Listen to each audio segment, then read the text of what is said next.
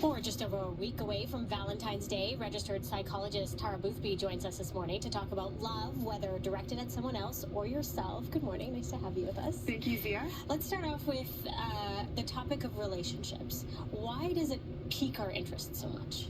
Okay, this is a great question, and quite simply, with the science of psychology, we look at the longing or the belief that there is nature and there is nurture. Okay. So nature is just sort of like our biology, the science. We can see that we exist, and there's all this interesting things about how we're created.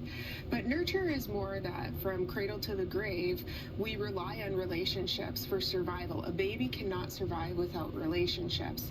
So to borrow a great term from a Canadian theorist, Dr. Sue Johnson, attachment is really about the science of love. And that's why we always long to just know, do I really belong, or am I actually just alone in this existence? And as you know, as adults, we tend to date, couple up, get married.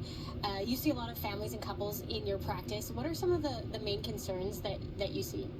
Okay, so again, mostly looking at love relationships, we can understand it as attachment injuries or raw spots, but this happens between parents and children or just socially, all sorts of ways.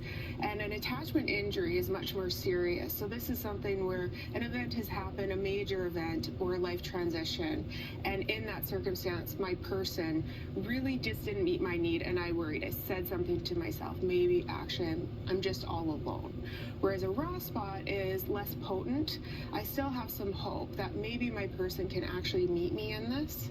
So you can see just the subtle nuances. It's hard to give examples because it's so personal, whether it hits me as I'm all alone or I still have hope that maybe my person can repair this with me.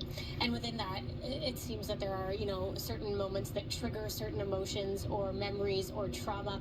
What can people do to sort of prevent it from getting to that point? That's a great question.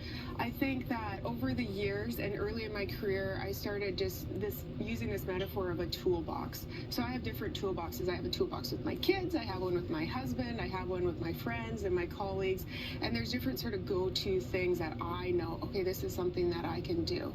But again, from Sue's model, we're really looking at, am I accessible, responsive, and emotionally engaged? And from another attachment frame, we might say, how am I doing with my positive intentionality? So if I'm looking really to meet people in their need, and I'm trusting that people can meet me in my need, those are ways to help to have more repair with the people in our lives. And in terms of relationships or, mother-daughter, whether it's a love relationship, whether it's a mother-daughter, whether it's a brother-sister, we've been overwhelmed lately. There's a lot going on in the world.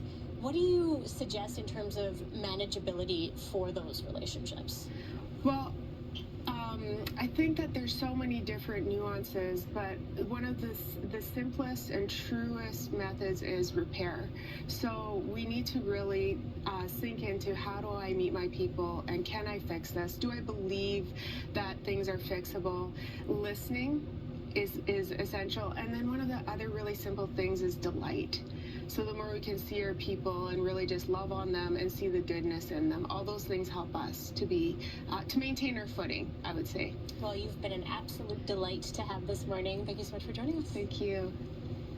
Well, still ahead, one business